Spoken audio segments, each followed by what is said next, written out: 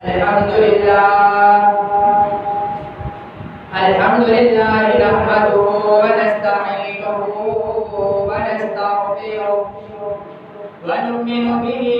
ونتوكل عليه ونعوذ بالله من شرور أنفسنا ومن سيئات أعمالنا من يهده الله فلا مضل له ومن يضلل فلا هادي له ونشهد أن لا إله إلا الله وحده أما بعد فأعوذ بالله من الشيطان الرجيم بسم الله الرحمن الرحيم لن ينال الله لحومها ولا دماؤها ولكن يناله التقوى منكم آمنت بالله صدق الله العظيم وصدق رسوله النبي الكريم ونحن على ذلك لمن الشاهدين والشاكرين والحمد لله رب العالمين اللهم صل على محمد وعلى آل محمد كما صليت على إبراهيم وعلى آل إبراهيم إنك حميد مجيد اللهم بارك على محمد وعلى آل محمد كما باركت على إبراهيم وعلى آل إبراهيم إنك حميد مجيد جس دور پہ نازاں تھی دنیا اب ہم وہ زمانہ بھول گئے جس دور پہ نازاں تھی دنیا اب ہم وہ زمانہ بھول گئے اوروں کو جگانا یاد رہا خود ہوش میں آنا بھول گئے منہ دیکھ لیا آئینے میں پر داغ نہ دیکھے سینے میں جی ایسا لگایا جینے میں مرنے کو مسلمان بھول گئے اذان تو حق پہ ہوتی ہے مسجد کی فضاؤں میں جس ضرب سے دل ہل جاتے تھے وہ ضرب لگانا بھول گئے محترم سامعین مکرم حاضرین معزز مومنین بالیقین بہترین جماعت مسلمین کے بھائیوں نوجوان بھائیوں دوستوں عزیز ساتھیوں مجھے طالب علم نے آپ حضرات کے سامنے قرآن مجید میں سے سورۃ حج کی تقریباً 37ویں آیت مبارکہ کا تھوڑے سا تلاوت آپ حضرات کے سامنے کی ہے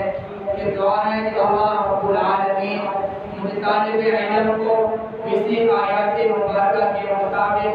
حق اور سچ کہنے کی توفیق عطا فرمائے اور پھر ہم سب کو سننے کے بعد اس پر عمل کرنے کی توفیق عطا فرمائے میں نے آپ حضرات کے سامنے گزشتہ جمعہ مبارک کے اندر فضائل قربانی پر چند باتیں آپ حضرات کے سامنے بیان کی تھی آج مسائل قربانی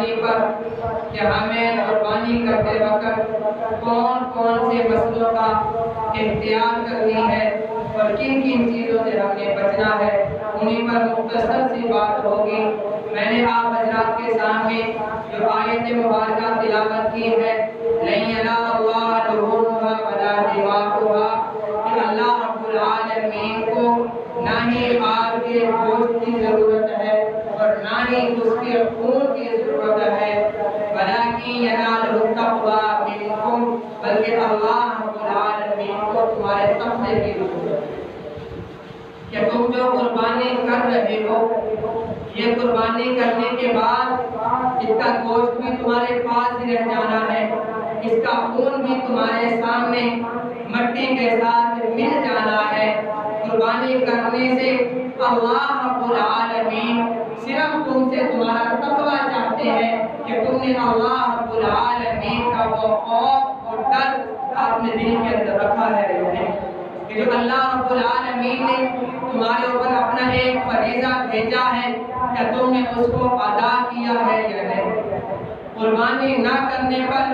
اللہ رب العالمین اتنی بڑی وعید فرما رہے ہیں، فرمایا کہ جو شخص قربانی کر سکتا ہے اور وہ قربانی نہ کرے وہ ہمارے عیدگاہ کی طرف نہ آئے۔ حالانکہ اللہ رب العالمین باقی جہاں بھی ہم نے دیکھا سنا یا پڑھا ہے، اللہ رب العالمین مسلمانوں کو اپنے گھر کی طرف بلاتے ہیں کہ آؤ میرے بندوں، میرے گھر کے اندر آؤ اور مجھ سے مانگو، اور اس موقع پر اللہ رب العالمین اتنی بڑی وعید فرما رہے ہیں کہ جو قربانی کر سکتا ہے قربانی نہ کرے وہ ہماری عیدگاہ کی طرف نہ آئے۔ اس پر ہمیں خود غور و فکر کرنا چاہیے کہ کون کون شخص ہم میں سے قربانی کر سکتا ہے اور اس کے ہیلے وسیلے بنا کر اور ہم اس فریضہ سے بچنے کی کوشش کر رہے ہیں۔ اور قربانی ہم نے کن جانوروں کی کرنی ہے، اللہ رب العالمین نے یہ بھی ہمیں بتا دیا، فرمایا کہ تم نے قربانی انہی جانوروں کی کرنی ہے جن کی تمہیں بتایا گیا، مثالیں دے کر سمجھایا گیا ہے۔ ہر حلال جانور کی بھی تم قربانی نہیں کر سکتے۔ مثلا حلال قربانی کے اندر جو ہمیں بتایا گیا ہے 8 قسمیں ہیں، جن میں سے گائے ہے، گائے کی نسل کے اندر، اسی کی مشابت کے اندر، اسی کی کوالٹی اپنے اندر رکھنے والی بھینس بھی اسی کے ساتھ مانی جاتی ہے، اونٹ ہے، اس کی بھی قربانی کا حکم اسی طرح ہے، بکرا ہے یا بھیڑ ہے، یہ 4 ہیں، یہ نر ہے یا مادی، یہ دونوں ملا کر 8 چیزیں بنتی ہیں، ان میں سے جو تمہارے پاس ہو تم اس کی قربانی کر سکتے ہیں۔ اس کے علاوہ مثلا ہمارے ہاں ہرن ہے تو ہم اس کو حلال سمجھتے ہیں،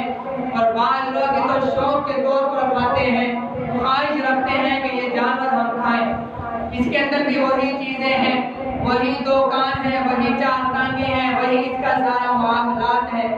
لیکن فرمایا کہ جو شکاری جانور ہیں چاہے وہ حلال ہیں ان کی قربانی تم نہیں کر سکتے۔ اس میں سے ایک مسئلہ تو یہ آیا کہ کہیں کوئی یہ نہ اپنا بہانہ بنا لے کہ میرا ارادہ یہ والی قربانی کرنے کا تھا لیکن وہ میں شکار کر نہیں سکا، مجھے وہ مل نہیں سکی، اس وجہ سے میں نے وہ قربانی نہیں کی۔ فرمایا کہ وہی اللہ رب العالمین نے تمہارے لیے رکھی ہے جو تمہارے لیے کرنے کے اندر بھی سہولیات ہو اور تم اس کو آسانی سے کر بھی سکو۔ اور اللہ رب العالمین نے ہر مومن مسلمان کے اوپر بھی قربانی واجب نہیں کی، بلکہ فرمایا کہ وہ شخص قربانی کرے جو صاحب حیثیت ہے، جو قربانی کر سکتا ہے وہ قربانی کرے۔ کہ ہر انسان اپنے اوپر بوجھ نہ سمجھے کہ میرے پاس اتنا مال نہیں ہے میں قربانی کیسے کروں۔ اس لیے اللہ رب العالمین نے جہاں جہاں اپنے فرائض تمہارے پاس بھیجے ہیں، تمہارے اوپر واجب کیے ہیں، وہاں اللہ رب العالمین نے تمہیں سہولیات بھی عطا کی ہیں۔ حضرت عائشہ رضی اللہ تعالی عنہا فرماتی ہیں کہ اللہ رب العالمین کو عید کے دن یعنی قربانی کے دن سب سے زیادہ پسندیدہ جو عمل ہے وہ جانور کا خون بہانا ہے۔ یہاں خون بہانا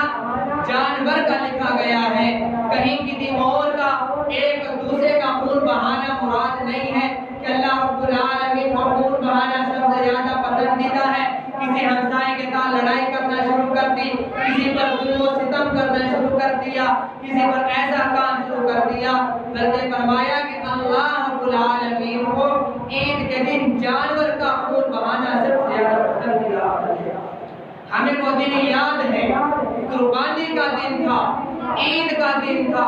عید شاید ہو چکی تھی یا پڑھ کر باہر نکلے تھے، پتہ یہ نہیں چلا تھا کہ ایک شخص نے فلاں شخص کو باہر میدان میں لے گیا، وہاں جا کر اس کے ساتھ لڑائی جھگڑا شروع کر دیا، اس کا سر کے اندر اس کے زخم کر دیا، خون بہا کر باہر آ گئے۔ اللہ رب العالمین کو یہ چیز پسند نہیں، بلکہ جہاں پر خون بہانے کا حکم ہے وہاں جانور کا خون بہانا پسندیدہ ہے کہ وہ اللہ رب العالمین کی راہ کے اندر جانور کو قربان کرے۔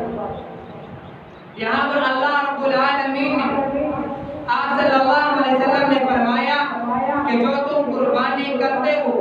اللہ رب العالمین نے اس کے اندر کتنے بڑے فائدے رکھے ہیں کہ جو تم قربانی کر رہے ہو اس قربانی کے جو کھر ہیں، یعنی اس کے پاؤں کے نیچے جو اس کے کھر لگے ہوئے ہیں، وہ نہ تم کھاتے ہو نہ وہ اللہ رب العالمین کے پاس جاتے ہیں۔ اس کے سینگ ہیں، نہ وہ تم کھاتے ہو نہ وہ اللہ رب العالمین کے پاس جاتے ہیں۔ اس کی جو گوبر ہے نہ وہ تم کھاتے ہو نہ اللہ رب العالمین کے پاس جاتی ہے۔ اس کی جو کھال ہے نہ وہ تم کھاتے ہو نہ وہ اللہ رب العالمین کے پاس جاتی ہے، بلکہ اللہ رب العالمین اس جانور کو قربان کرنے کے بعد اس کے سینگ، اس کے کھر، اس کے کھال، اس کی گوبر یہ قیامت کے دن تمہاری نیکیوں کے ساتھ رکھ کر تولی جائیں گے کہ اس نے کتنی بڑی قربانی کی۔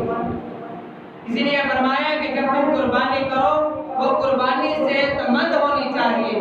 جتنی زیادہ صحت مند ہوگی اتنی ہی بڑی اس کی کھال ہوگی،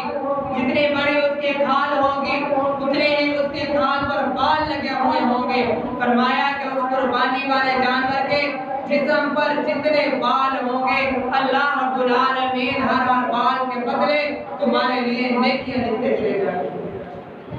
کتنی بڑی اللہ رب العالمین نے مسلمانوں کو بخشش کا ایک راستہ دیا ہے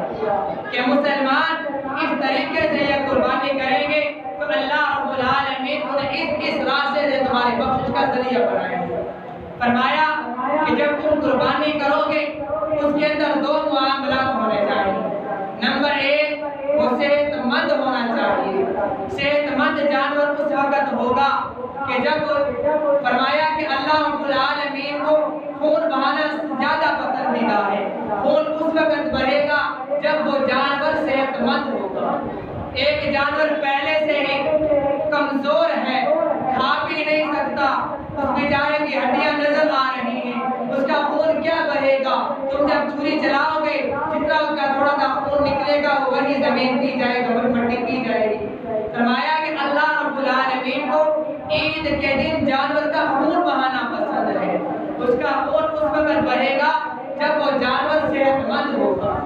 دوسرا معاملہ کہ اس جانور کے سامنے جو تم نے قربانی کرنا ہے اس کے سامنے تم نے چھری تیز نہیں کرنی۔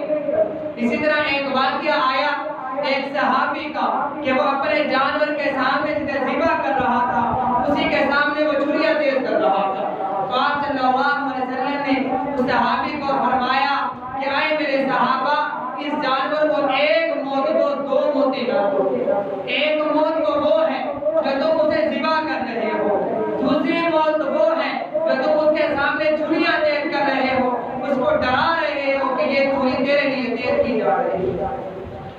میں نے ایک دو دن پہلے ہی ایک ویڈیو دیکھی تھی جس کے اندر ایک بہت بڑا ہال ہے، بہت سارے جانور وہاں پر بندے ہوئے ہیں، ایک جانور کو دوسرے جانور کے سامنے انہوں نے ذبح کیا،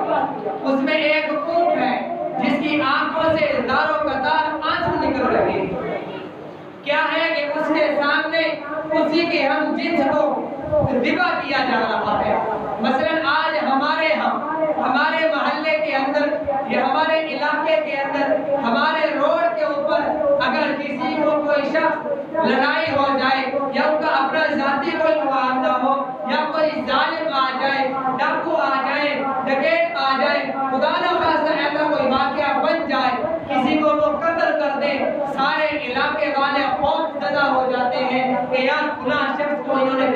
سے مارا ہے، اس کا خون بہایا ہے۔ سارے علاقے والے اس سے ڈرنا شروع ہو جاتے ہیں، بچوں کو وہ گھروں کے اندر چھپا دیتے ہیں، کہیں بچے دیکھ کر اس کو ڈر نہ جائیں۔ اور ہمارا حال کیا ہوتا ہے، ہم ایک جانور کے سامنے دوسرے جانور کو ذبح کر رہے ہوتے ہیں، آخر وہ بھی تو ایک جاندار ہے جس کی آنکھوں سے داروں قطار آنسو نکل رہے تھے کہ میرے ہم جنس کو میرے ہی سامنے ذبح کیا جا رہا ہے۔ فرمایا کہ اس مسئلے کا خاص خیال رکھنا چاہیے کہ جس وقت قربانی کرتے ہوئے ایک جانور کے سامنے دوسرے جانور کو ذبح نہیں کرنا چاہیے۔ نمبر 2، اس کے سامنے چھری تیز نہیں کرنی چاہیے۔ جب تم نے اسے ذبح کرنا ہے، اسے لٹانے کے بعد چھری لاؤ، ایک ہی جھٹکے میں اس کو ذبح کرو اور سائڈ پر ہو جاؤ۔ ایسا نہ ہو کہ تم اس کو تکلیفیں دیتے رہو۔ اسی طرح ایک واقعہ آیا، اللہ رب العالمین کبھی پیشی معاف فرمائے انشاءاللہ، کہ ایک انسان نے ایک سانپ کو مارا۔ حالانکہ ایک نقصان دہ چیز کو مارنا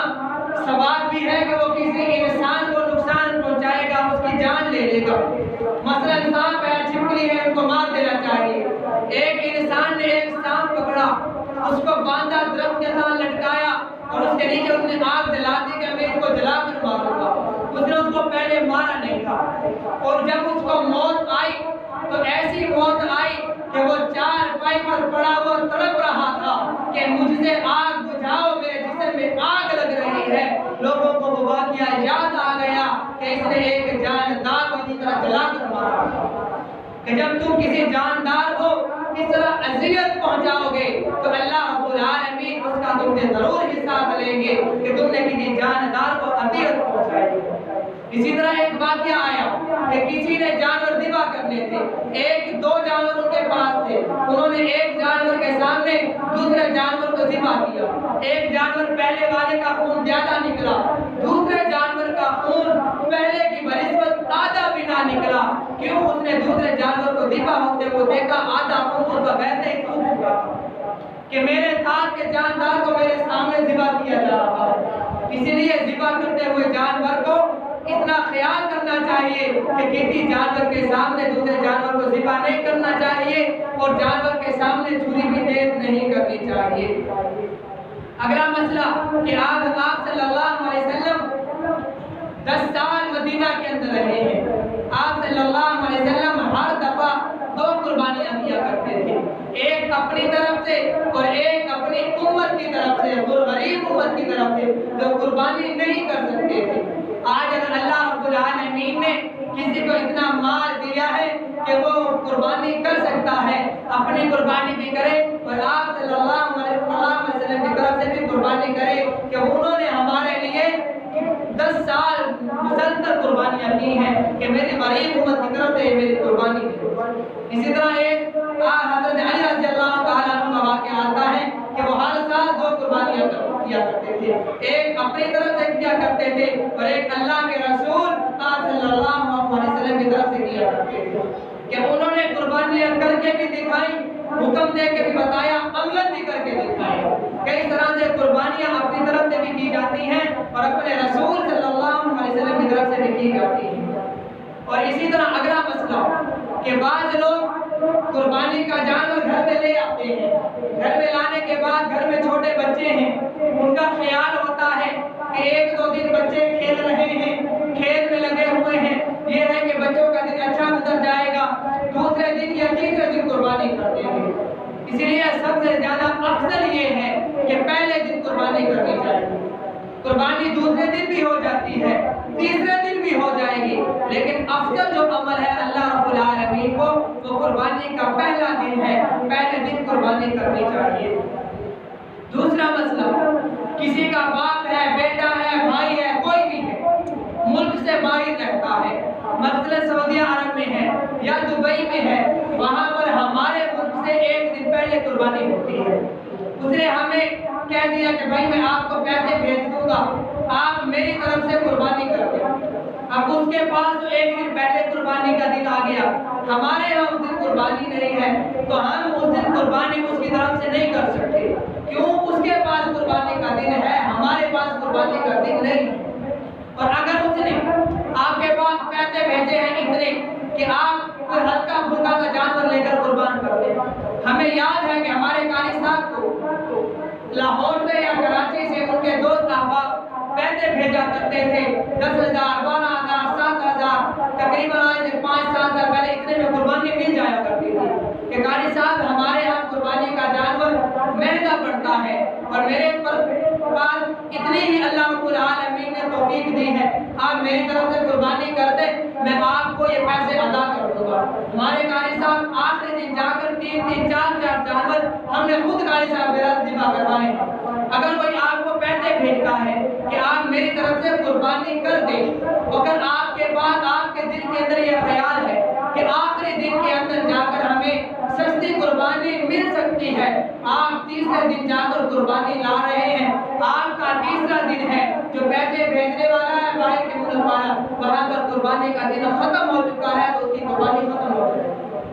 کیوں؟ قربانی آپ کے ہاں تو وہ دن موجود ہے لیکن اس کے ہاں عید ختم ہو چکی ہے، اس کی قربانی ختم ہو جائے گی۔ اس لیے اگر کسی کے ہاں کوئی ایسا معاملہ ہے جہاں پر قربانی کی جا رہی ہے، وہاں پر بھی قربانی کا دن ہونا لازمی ہے۔ جس کی طرف سے قربانی کی جا رہی ہے اس کے پاس بھی قربانی کا دن ہونا لازمی ہے۔ یعنی آپ کے ہاں عید کا یا دوسرا دن بنے گا یا عید کا پہلا دن بنے گا، اس کے ہاں عید کا دوسرا دن ہوگا یا عید کا تیسرا دن ہوگا۔ اسی لیے جو قربانی کر رہا ہے وہ بھی اس چیز کا خیال رکھے اور جو کروا رہا ہے وہ بھی اس چیز کا خیال کرے کہ اس کو عید کے دنوں میں جانور کو ذبح کرنا چاہیے۔ اگلا مسئلہ، بعض لوگ جانور کو قربانی کے لیے لے آتے ہیں، اس کو آ کر بچوں کے ہاتھ میں دے دیا جاتا ہے کہ بچے جائیں گے باہر جا کر کھیلیں گے، اس کے ساتھ اس کے چرا کر لے آئیں گے، گھاس کھلا کر لے آئیں گے۔ بچے وہاں پر جاتے ہیں، اس پر بیٹھ جاتے ہیں، بچے ہیں انہیں اس چیز کی سمجھ نہیں ہے، بچے جاتے ہیں اس کے ساتھ لڑنا شروع کر دیتے ہیں، اس کے ساتھ کھیلنا شروع کر دیتے ہیں۔ اگر ایسے کے اندر بچوں نے اس جانور کو دھکا دے دیا، اس کی ٹانگ ٹوٹ گئی یا اس کا سینگ ٹوٹ گئی تو اس کے اندر تمہاری قربانی ضائع ہو جائے گی۔ اسی لیے قربانی کے جانور کو بچوں کے ہاتھوں سے دور رکھیں، اس جانور کو بچوں کے ہاتھ میں نہیں دینا چاہیے۔ اسی لیے اگلا مسئلہ کہ اگر اللہ رب العالمین نے کسی کو اتنا پیسہ دیا ہے کہ وہ ایک قربانی کر سکتا ہے، اس کے دل کے اندر یہ خیال آیا کہ یہ قربانی میں اپنی طرف سے نہیں اپنی بیوی کی طرف سے کر دیتا ہوں، یا ابھی میرے والدین میں سے کوئی زندہ ہے یا دونوں ہی حیات ہیں میں ان کی طرف سے کر دیتا ہوں، وہ میرے بڑے ہیں ان کا پہلا حق ہے، اس نے ان کی طرف سے قربانی کر دی، ان کی طرف سے قربانی ادا ہو جائے گی۔ لیکن اللہ رب العالمین نے پہلے یہ مال تجھے دیا تھا، پہلے تجھ پر واجب تھی، تجھ پر یہ قربانی قضا رہ جائے گی، ان کی طرف سے ادا ہو جائے گی۔ اسی لیے جسے اللہ رب العالمین نے اتنا مال دیا ہے وہ قربانی کر سکتا ہے، پہلے اپنی طرف سے کرے، اللہ نے زیادہ مال دیا ہے، والد کی طرف سے کرے اور زیادہ دیا ہے، والدہ کی طرف سے کرے اور اللہ نے مال دیا ہے، اولاد کی طرف سے کرے، اللہ نے اتنا مال دیا ہے، اپنے حبیب محمد مصطفیٰ کی طرف سے بھی کرے، کوئی رکاوٹ نہیں۔ لیکن پہلے اگر تم پر واجب ہے پہلے تم اپنی طرف سے قربانی کرو گے، دوسروں کا حق بعد میں تم بتا دو۔ اس لیے اس مسئلے میں نہیں پڑھنا چاہیے کہ میں اپنے والدین کی طرف سے یا مرحومین گزر گئے ہیں وہ ساری زندگی کرتے رہے ہیں، اب تو وہ دنیا میں نہیں رہے، پہلے ان کی طرف سے کر دیتا ہوں پھر اپنے والد کی طرف سے بعد میں کروں گا، ایسا معاملہ نہیں۔ پہلے تجھ پر واجب ہے، پہلے تجھے اس کو ادا کرنا ہوگا، باقیوں کا مسئلہ بعد میں آئے گا۔ اگلا مسئلہ کہ جو قربانی تم کر رہے ہو وہ جانور بے عیب ہونا چاہیے، اس میں 4 عیب ہوتے ہیں، مثلا اس کا سینگ ٹوٹ گیا ہے، اس کی ٹانگ ٹوٹ گئی ہے، اس کے تھن صحیح طرح سے دودھ نہیں آتا، اس کو نظر صحیح طرح سے نہیں آتا، اس کے دانت ٹوٹ چکے ہیں، وہ صحیح طرح سے کھا پی نہیں سکتا، اس کی نظر کا مسئلہ ہے، وہ صحیح طرح سے دیکھ نہیں سکتا، ایسے جانور کی قربانی نہیں ہوتی۔ قربانی کا جانور لینے سے پہلے جانور کے اندر یہ عیب پہلے صحیح کر لیں، یعنی آپ کا وہ جانور بے عیب ہونا چاہیے، اور جانور کے بے عیب ہونے کے ساتھ ساتھ جو قربانی کر رہا ہے اس کا مال بھی بے عیب ہونا چاہیے۔ یعنی مال کے اندر عیب کیا ہے؟ مال چوری کا ہے اور قربانی کر رہا ہے، مال ڈکیتی کا ہے قربانی کر رہا ہے، مال سود کا ہے قربانی کا کر رہا ہے، حق ظالم کا کسی مظلوم کا لیا ہوا ہے، ظالم بنا ہوا ہے اور وہ اس کے اندر قربانی کر رہا ہے، یعنی قربانی کرتے ہوئے اس کا مال بھی بے عیب ہونا چاہیے، اس کا جانور بھی بے عیب ہونا چاہیے، دونوں بات وہ قربانی کرتے وقت پہلے خیال رکھنا ہوگا۔ اگلا مسئلہ کہ جب وہ قربانی کر رہا ہو اس کی نیت بھی دیکھی جائے گی، اس وقت اس کی نیت کیا ہے، تو وہ یہ قربانی کس کے لیے کر رہا ہے۔ مثلا اس کی دین کے اندر ہی آ گیا کہ یار چلو قربانی کر لیں گے، گھر میں گوشت آ جائے گا، مہمان آ جائیں گے، بچے گوشت کھا لیں گے۔ اگر اس نے یہ نیت رکھ لی، اس نے وہ جانور کو ذبح کر لیا، لیکن اس کی وہ قربانی ضائع ہو گئی۔ اسی طرح ایک واقعہ آیا کہ آپ صلی اللہ علیہ وسلم نے ایک صحابی کے گھر گئے، ان کے کمرے کے اندر دیکھا اور روشن دان لگا ہوا تھا۔ آپ صلی اللہ علیہ وسلم نے پوچھا کہ میرے صحابی یہ روشن دان کس لیے رکھا ہے؟ اس صحابی رسول نے بتایا کہ یا رسول اللہ یہ روشن دان میں نے اس لیے رکھا ہے کہ یہاں سے روشنی آئے گی، یہاں سے مجھے ہوا آئے گی۔ آپ صلی اللہ علیہ وسلم نے فرمایا کہ آئے کاش یہ روشن دان رکھتے ہوئے تیرے دل میں یہ نیت ہوتی کہ یہاں سے مجھے آذان کی آواز آئے گی، یہ نیت تیری ہونے پر تجھے ثواب مل جاتا، روشنی اور آواز تجھے مفت میں ہی مل جاتی۔ اگر قربانی کرتے وقت تمہارے دل کے اندر یہ نیت ہوگی کہ میں یہ قربانی اللہ کی رضا کے لیے کر رہا ہوں کہ میرا اللہ مجھ سے راضی ہو جائے، اور تمہاری نیت پر تمہیں ثواب مل جائے گا، گوشت بھی تم نے کھانا ہے بھی تمہارے ہاتھ میں۔ یعنی نیت تمہاری دیکھی جائے کہ تم کس کے لیے کر رہے ہو، کیا تم اللہ رب العالمین کو وحدہ لا شریک بھی مانتے ہو یا نہیں؟ تم اللہ رب العالمین کے بارے میں اپنا عقیدہ کیا رکھتے ہو؟ اللہ رب العالمین کے بعد کوئی اور بھی تمہارا مشکل کشا ہے یا نہیں؟ کوئی بیٹے دینے والا ہے، کوئی بیٹیاں دینے والا ہے، کوئی روزی دینے والا ہے، کوئی اولاد دینے والا ہے۔ یعنی تمہارے دل کے اندر یہ جو بت بیٹھے ہیں، اگر تمہارے دل کے اندر اللہ رب العالمین کے بارے میں کسی اور کے بارے میں کوئی عقیدہ ہے تو تمہاری ساری کی ساری قربانی ضائع ہو جائے گی۔ نمبر 2، تمہارا عقیدہ محمد مصطفیٰ کے بارے میں کیا ہے کہ تم آپ صلی اللہ علیہ وسلم کو خاتم النبیین مانتے ہو یا نہیں؟ آپ صلی اللہ علیہ وسلم کو اللہ کا آخری نبی مانتے ہو یا نہیں؟ ختم نبوت کا تاجدار مانتے ہو یا نہیں؟ اگر تمہارے دل میں ذرا سا کوئی ہیر پھیر آ گئے تمہاری ساری قربانی پر پانی پھر جائے گا۔ نمبر 3، تم صحابہ اکرام کے بارے میں کیا عقیدہ رکھتے ہو؟ صحابہ اکرام جنہوں نے آپ صلی اللہ علیہ وسلم سے دین سیکھا اور ہم تک بتایا، یعنی ان کے جو اعمال تھے، جس طرح میں نے آپ کے سامنے پہلے ایک واقعہ بیان کیا کہ ایک صحابی نے چوری جانور کے سامنے ذبح کی اور اس کا آپ صلی اللہ علیہ وسلم نے فرمایا کہ ایک جانور کو 2 موتیں نہ دو۔ ان کا اس طرح سے عمل کرنا ہمارے لیے یہ راستہ تھا، اگر وہ یہ عمل نہ کرتے ہمیں یہ مسئلہ کون بتاتا، ہمیں یہ مسئلہ کہاں سے سمجھ آتا؟ ان کے لیے تو اللہ رب العالمین نے قرآن مجید میں گواہیاں دی ہیں، رضی اللہ عنہم ورضوا عنہ، کہ میں ان سے راضی ہوں وہ مجھ سے راضی ہیں۔ ان کے بارے میں تمہارا عقیدہ کیا ہے؟ تمہارا ذہن کیا ہے؟ تمہارا دل کیا سمجھتا ہے کہ وہ سارے راہ حق ہیں یا تمہارے دل کے اندر ان کے بارے میں کوئی ہیر پھیر آتی ہے؟ اسی لیے صحابہ اکرام کے بارے میں تمہارے دل کے اندر کیا ہے؟ آپ صلی اللہ علیہ وسلم کے بارے میں تمہارے دل میں کیا ہے؟ اللہ رب العالمین کے بارے میں تمہارے دل کے اندر عقیدہ کیا ہے؟ اس کا بھی تمہیں خیال رکھنا ہوگا۔ اسی لیے ایک اور مسئلہ، اللہ رب العالمین نے اتنا مال دیا ہے کہ سارے گھر والے قربانی کر رہی ہیں۔ ہمارے ہاں کیا ہوتا ہے؟ باپ بھی قربانی کر سکتا ہے، بیوی بھی قربانی کر سکتی ہے، اولاد بھی قربانی کر سکتے ہیں۔ اللہ نے اتنا مال دیا ہے، سب کے ہاتھوں کے اندر 3-3 4-4 لاکھ کے موبائل موجود ہیں، لیکن ایک والد قربانی کا جانور لے کر آ رہا ہے، سب کی طرف سے وہ ہوگا کہ ہم نے قربانی کی ہے۔ اس طرح سے جن کے پاس اتنا مال ہے وہ قربانی کر سکتے ہیں، جس کی اللہ رب العالمین نے مقدار آج کے حساب کے مطابق تقریباً 70-80 ہزار میں بتلائی ہے۔ تمہارے پاس موبائل 3-4 لاکھ کا ہے، تم پر قربانی واجب ہے، تم قربانی کرو گے۔ ایک والد کی قربانی کرنے پر سب کی طرف سے حق ادا نہیں ہوگا۔ اگر اللہ رب العالمین نے اتنا مال دیا ہے، سارے گھر والے قربانی کر سکتے ہیں، سارے گھر والے اوپر علیحدہ قربانی کریں گے، ایک کی طرف سے کی ہوئی قربانی سب کی طرف سے ادا نہیں ہوگی۔ اس پر اللہ رب العالمین ہم سب کو اس پر عمل کرنے کی توفیق عطا فرمائے۔